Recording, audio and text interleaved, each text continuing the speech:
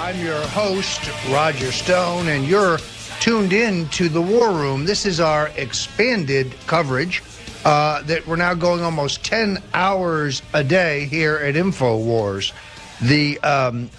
This is the program of Alex Jones that I think you have probably read and heard about.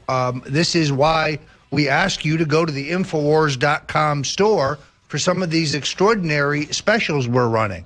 You see, we don't have a George Soros or a Rockefeller Foundation or a Ford Foundation or some other secretive deep state government funding.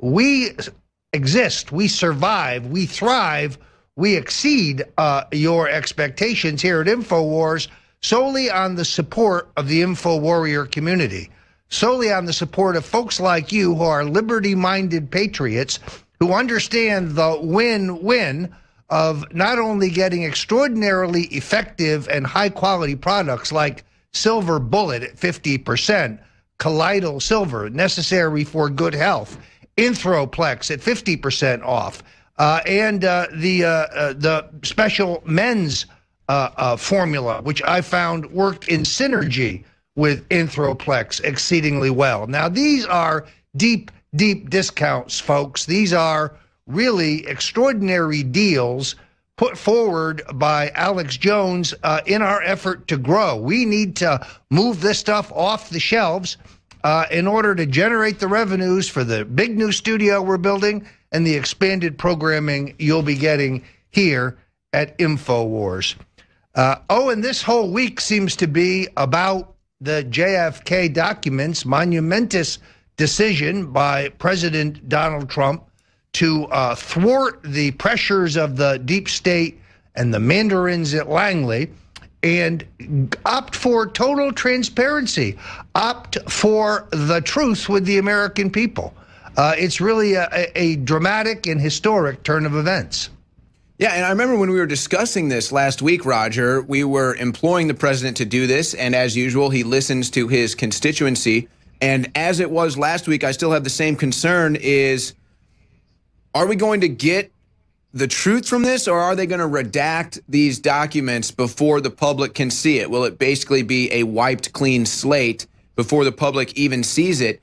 But the timing for this is key, I think, Roger, not just because obviously they're calling for the assassination of President Trump, but also what we just saw in Vegas. I mean, if we get these documents and it shows the clear cover-up by the FBI on the truth of the JFK massacre, as well as perhaps multiple shooters, well, all of a sudden this adds more clarity to what we saw in Vegas, perhaps. So how much information actually comes from these documents is going to be key. I think the American public are going to be weighted with bated breath, though, Roger. No, I think you're exactly right, Owen. Look, if there's a leading indicator, it would be the first tranche of documents that were dumped by the National Archive back in July. Frankly, those were so heavily redacted, and there was so much material withheld on the bogus claim of, quote, national security, that they were of no value whatsoever to scholars and researchers.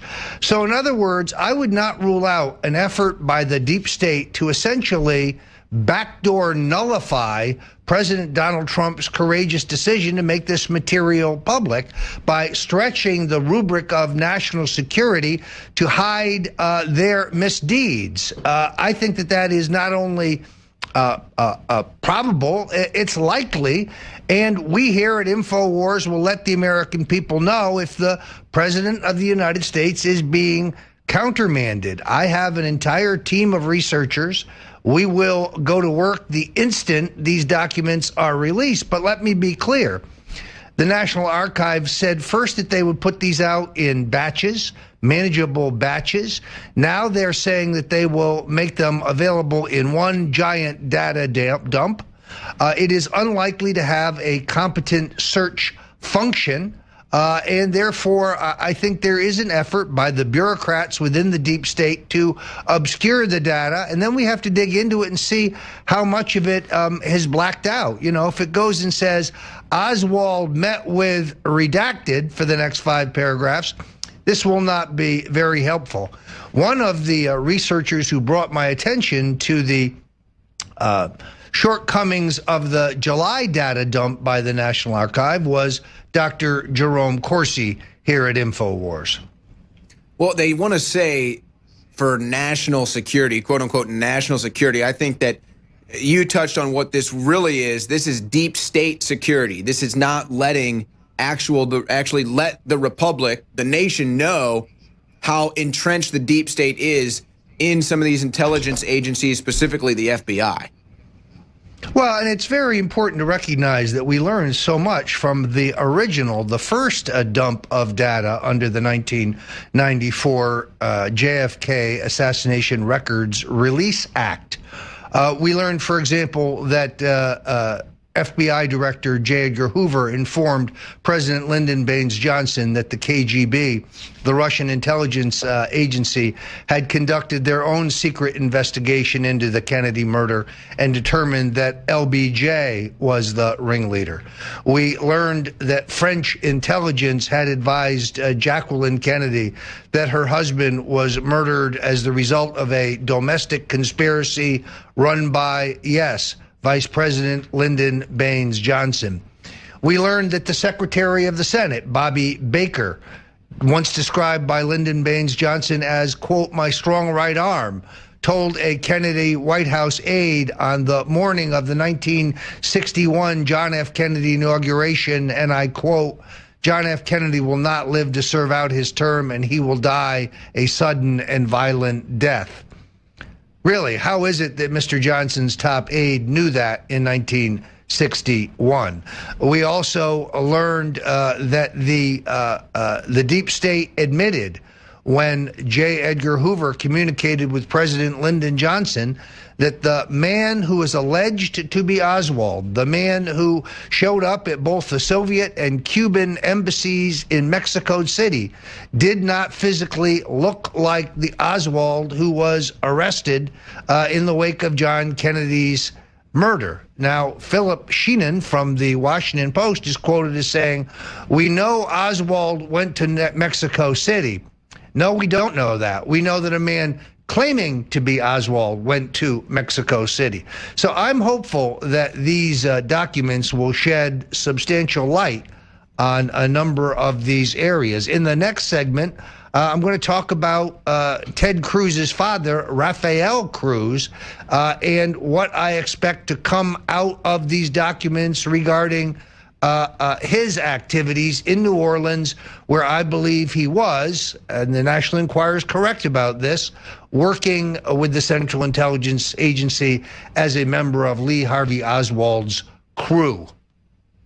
Well, and the other angle that I'm thinking of with this, Roger, is what kind of damage would these documents on the JFK assassination do to the Warren Commission, which was praised as gospel, much like the 9/11 Commission is praised as gospel, as the true story. So, you know, that's another angle that they wouldn't want these documents to get out, because it shows how these commissions are really just there to support the official narrative, which is really just there to protect the deep state. So we're going to get into more of that, Roger, as well as I just got some, you know, since this is a hot topic right now, Roger, there'll be some other things. You're going to break down Rafael Cruz, but I want to bring up some other things too from the JFK assassination, just to kind of rehash this. You know, we've got a bigger audience now that probably doesn't think too much about the JFK assassination. So I think this is a moment of opportunity for us to really strike deep into the deep state, pun not intended, to show how corrupt and how many cover-ups they've actually been involved in. Well, here's why it's important, and that is because the exact same people who killed John F. Kennedy, the same entities, are the people trying to remove our president, Donald J. Trump. What's past is prologue. It's very important we understand what happened in 1963 so we can understand what's going to happen in 2017. That's Roger Stone, and we're going to break it down on the other side. This is The War Room. Don't go anywhere. warroom.show. Welcome back. You're on The War Room here at InfoWars. And we're talking about the John F. Kennedy assassination and the courageous decision by President Donald J. Trump only last week to release the still secret classified files pertaining to that vile murder. In 1994, triggered largely by the widespread success and impact of Oliver Stone's film JFK, the Congress passed legislation that mandated the release of all of the government's secret files, setting an absolute deadline of this October 26 for the last tranche of those files. By law, only the President of the United States can delay the October 26th release, and then he must do so by at least 25 years if he decides to exercise that prerogative. What's in these extraordinary documents? Well, we learned so much about the involvement of both Lyndon Baines Johnson and George H.W. Bush in the last dump of documents. Although George Bush, the 41st President of the United States, told us that he had never worked for the Central Intelligence Agency, at his 1976 Senate confirmations for Director of Central Intelligence, lo and behold, under the 1994 JFK Records Act, we obtained a memo that showed that J. Edgar Hoover instructed the head of the Dallas FBI to brief George Bush of the Central Intelligence Agency on the activities of anti-Castro Cubans in the Dallas area. We also learned conclusively that George H.W. Bush was in Dallas on November 22nd, 1963, even though for 30 years he publicly claimed that he couldn't remember where he was that day. In fact, on the night of the 21st, he slept at the Sheraton Hotel, waking up there on the morning of the 22nd. He further dissembled about his whereabouts the rest of that day, claiming to be in Tyler, Texas for a speech, but informing the FBI director in Houston that he would fly from Tyler back to Houston when in fact he flew from Tyler back to Dallas. Why the subterfuge, Mr. President? How ironic that there would be 4 presidents there in Dallas that day: John F. Kennedy, Lyndon Baines Johnson, former Vice President Richard Milhous Nixon, and yes, as we now know, solely because of the 1994 JFK Assassination Records Act disclosures, George H.W. Bush was there as well. Now, Alex Jones is the investigative journalist who broke the deathbed confessions of E. Howard Hunt. E. Howard Hunt was a legendary CIA operative who was a veteran of the Bay of Pigs operation, who was later arrested in the Watergate as one of the Watergate burglars. And Hunt's deathbed confessions, recorded by Alex Jones at InfoWars and produced by St. John Hunt, who is who is E. Howard Hunt's son and co-author with me of the book, The Bush Crime Family. Now, St. John Hunt, who is a Renaissance man, he is an author, a writer, a poet, a musician, a songwriter, a man of enormous talents and taste, assures me that his father's diaries are, to use his words, incendiary, and that they are likely to confirm everything that Hunt told both St. John, his son, and Alex Jones, that being that the Central Intelligence Agency was running the operation in Dealey Plaza on November 22nd, 1963, that General Lansdale of the Central Intelligence Agency was on the ground in Dealey Plaza, that Hunt himself was a backbencher in the operation, but that, as he told both Jones and his son, LBJ was running the show. All of this to be confirmed in the secret diaries of E. Howard Hunt. Now, the National Archive has these diaries among the files that the president has now ordered release because they were seized by the D.C. Metropolitan Police, who for many years told Howard Hunt that they had been, quote, missing, only to later revise their claim when Hunt threatened to sue, claiming that they had turned them over to the Central Intelligence Agency. From the agency, they went to the National Archives, where now they are among the most protected, still secret, classified documents. St. John Hunt joins Alex Jones tomorrow at 1:30 Central, 2:30 Eastern to break this down. But I'm looking for the Hunt diaries to be the cherry on top of the sundae, Owen. I think that this is where we're going to learn so much about what really happened that fateful day. And, you know, there could kind of be that same effect that we're seeing with Weinstein Gate, where more people want to come out, more people want to hop on the bandwagon of talking about the JFK assassination and getting the truth out there. But again, how much of these documents will they redact? And I'm just curious, Roger, if they do try to redact the meat and potatoes of these documents that are about to get released, do you think Trump would respond to something like that? Do you think Trump would make a statement on those regards?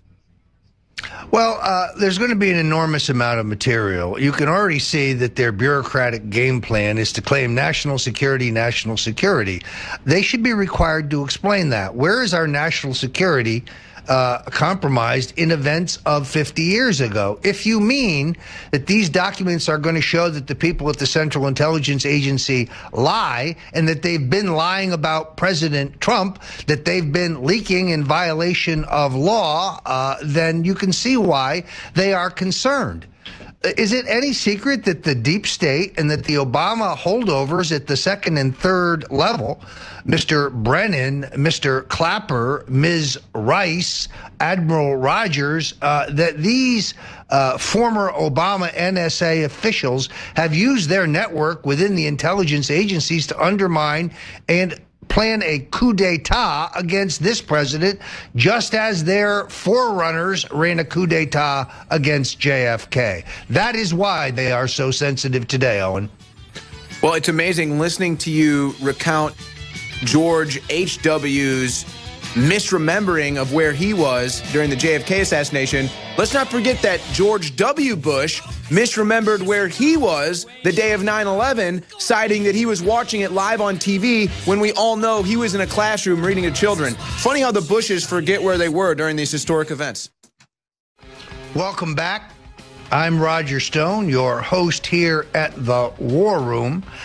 Tomorrow, again, at 1:30 Central, 2:30 Eastern, Alex Jones is joined by St. John Hunt, author, researcher, troubadour, and the son of the legendary E. Howard Hunt, whose secret diaries are among the classified deep state JFK assassination files that President Donald Trump has ordered released. Then I will be hosting the last hour of the Alex Jones Show, starting at 3 o'clock Eastern. So tune in tomorrow for the very latest about this particular JFK-related narrative. The old bulls at Langley are going out of their mind, and my sources tell me they now plan a rear guard action to redact and withhold so much of this material that it becomes useless in terms of putting together the mosaic that explains what really happened on November 22nd, 1963.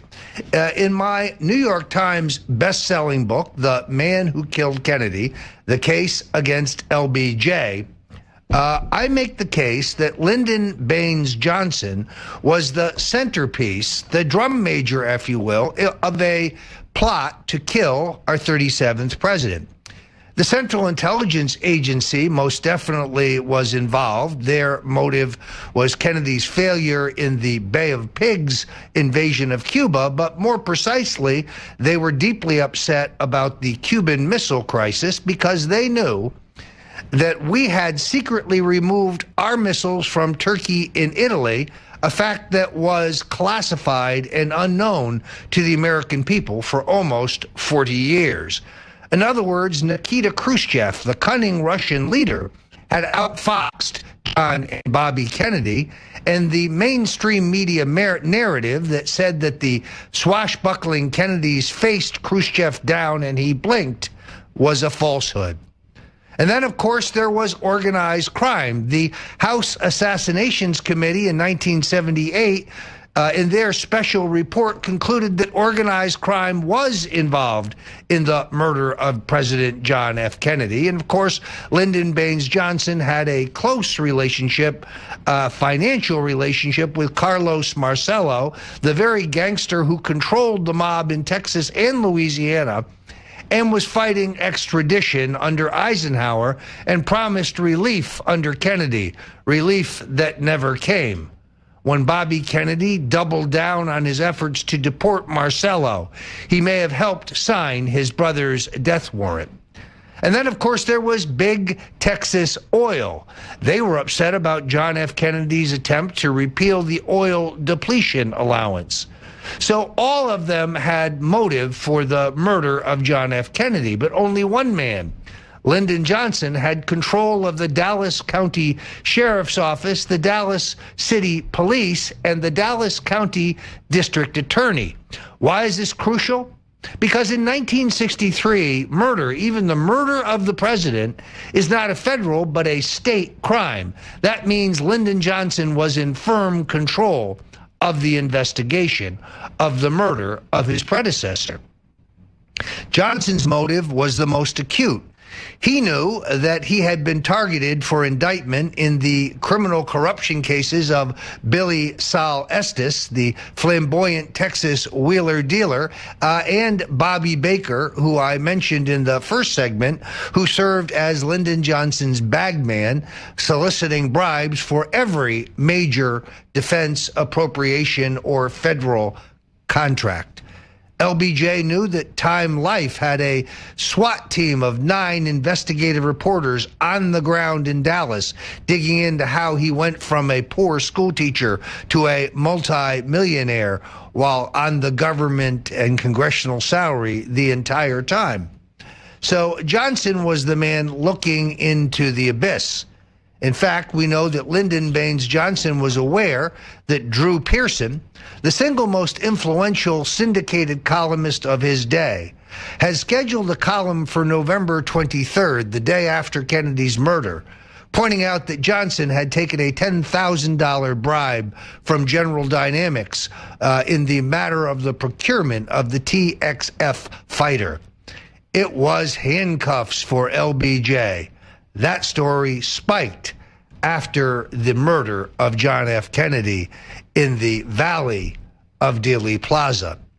As you may know, it was Governor John Connally, the former administrative assistant of Lyndon Johnson and Lyndon Johnson's closest confederate, who insisted that the Kennedy motorcade, over the objections of the Secret Service, take the sharp right turn that would require going through Dealey Plaza, where the car stopped to below 15 miles per hour, making our president a sitting duck for multiple shooters.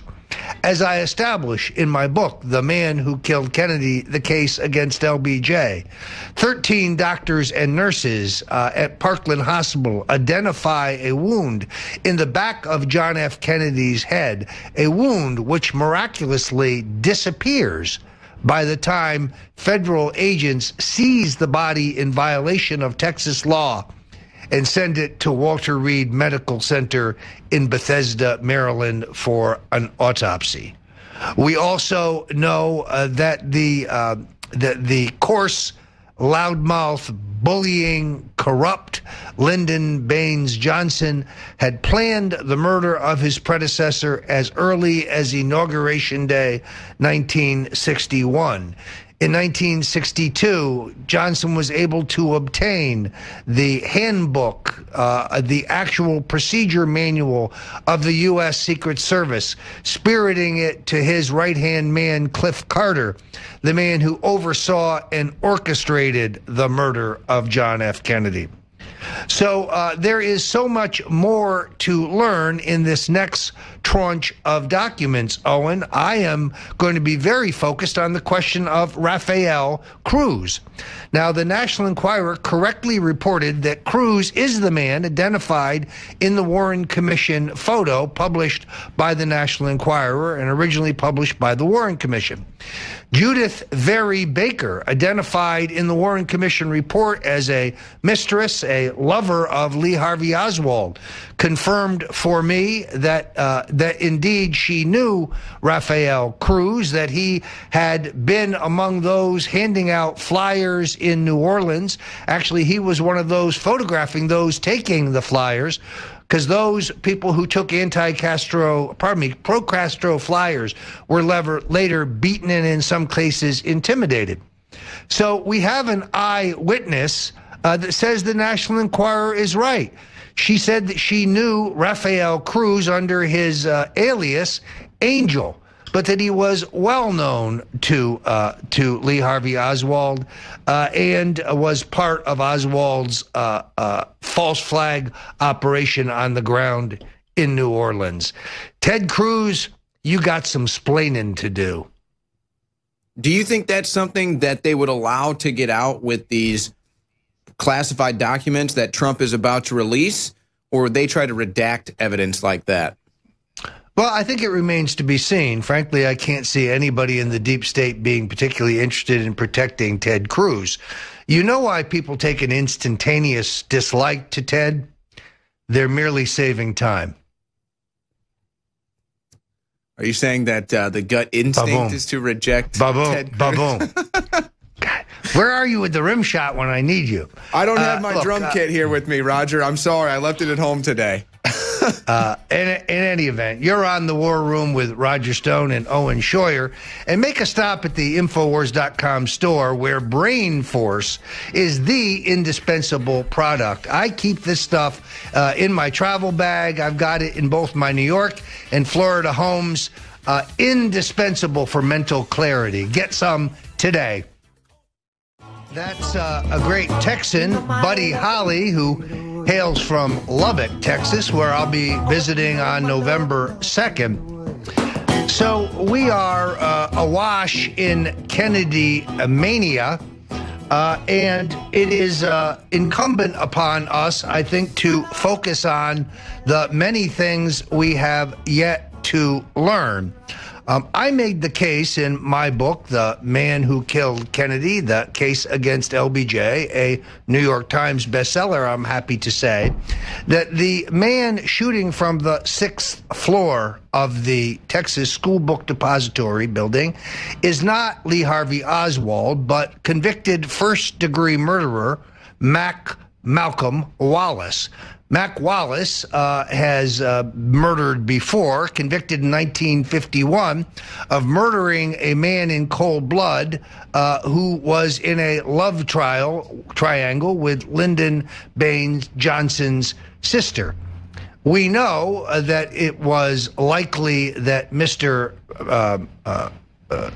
Wallace is the shooter for several reasons. No less than 6 individual witnesses, including Arnold Rowland, Carolyn Walther, Ruby Henderson, Johnny Powell, and Charles Bronson, all tell the Dallas police that they see a man in the window of the 6th floor of the Texas School Book Depository building, and that he is heavy-set, balding, and wearing spectacles. In one case, they're specified as horn rim spectacles.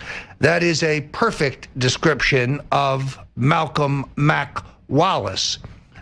We also know that Wallace is seen by a witness fleeing the building. That witness would come forward only to have his life threatened multiple times. A gentleman named Carr. Carr has so many threats against his life that he seeks to move out of the state to the Midwest. There's an attempt to car bomb him there. He ultimately would go and testify before Jim Garrison and his grand jury, telling them that he saw a man meeting the description of Wallace leaving the 6th floor, leaving the Texas School Book Depository building. Oswald is therefore exactly what he says he is, a patsy.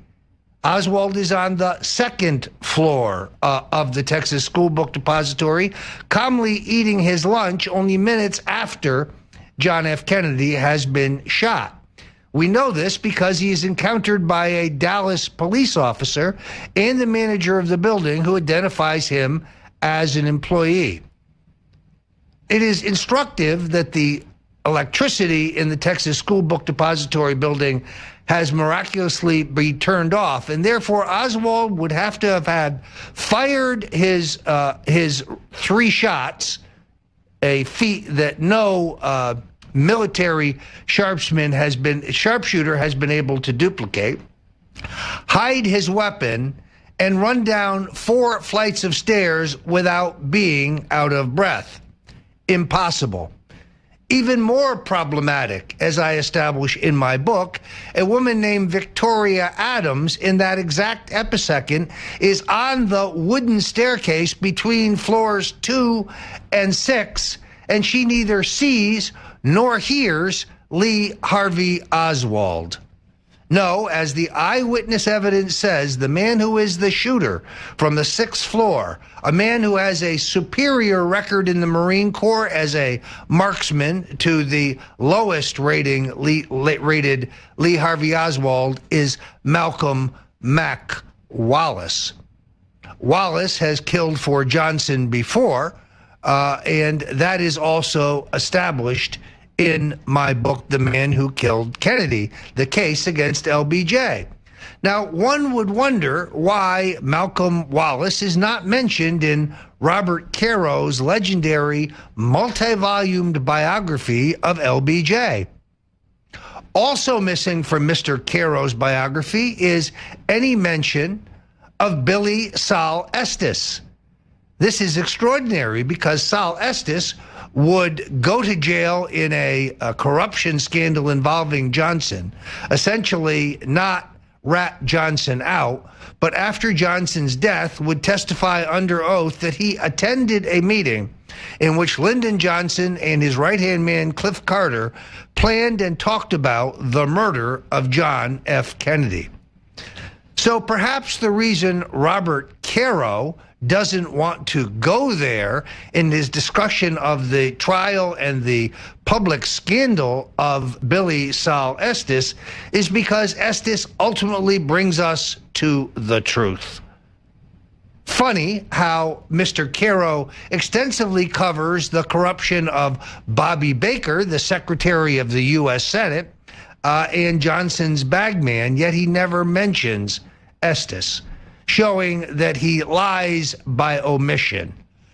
Evidently, Mr. Caro wants to continue to be invited to the right Upper West Side Manhattan cocktail parties and does not want to tell us what Bill O'Reilly came to the edge of recognizing in his book, Killing Kennedy, that Lyndon Johnson was a psychopathic maniac, that he was a coarse, corrupt, ruthless bully capable of any crime in order to obtain the presidency and stay out of the federal penitentiary himself.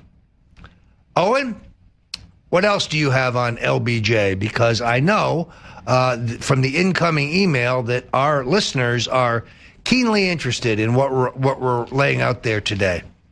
Well, kind of a different angle that I want to take to this, which I'd like to hear your perspective on.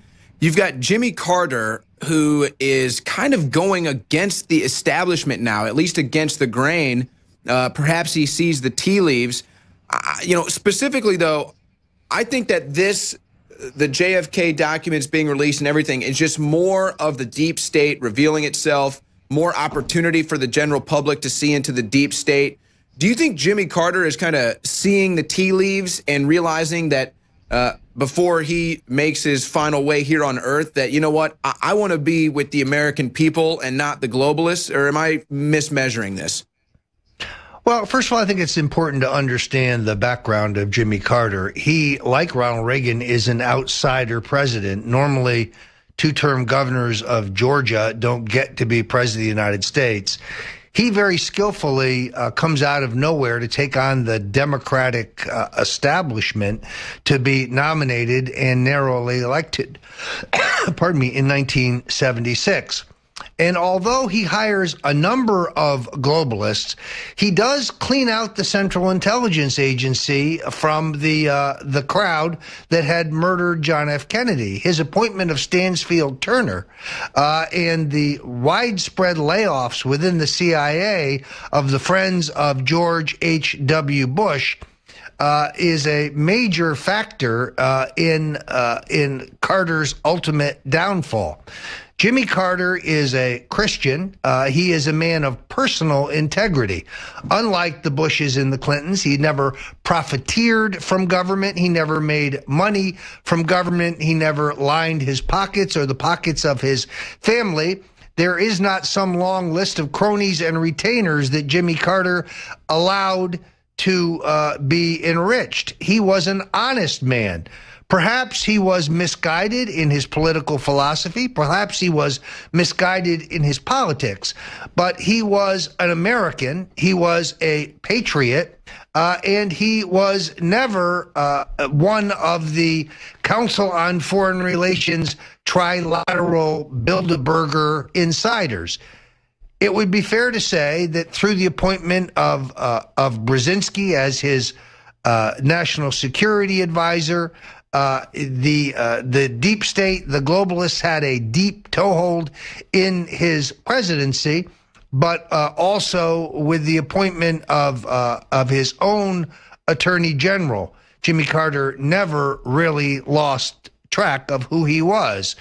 Unlike President Donald Trump, he brought men like Griffin Bell and others from Georgia, whose loyalty was not to the deep state, not to the two-party establishment, but whose loyalty was to President Jimmy Carter. Roger, we got 30 seconds left. What do you think will be the most damning thing to come out of these released JFK documents? Lee Harvey Oswald was working for the CIA from the beginning, was a paid informant for the FBI, and he was maneuvered into place by the deep state. There you have it, folks. Roger Stone, he's been right on the pulse of this since the beginning, so we'll continue to keep you updated at Infowars.com. Thank you, Roger. We'll see you tomorrow. Great to be here.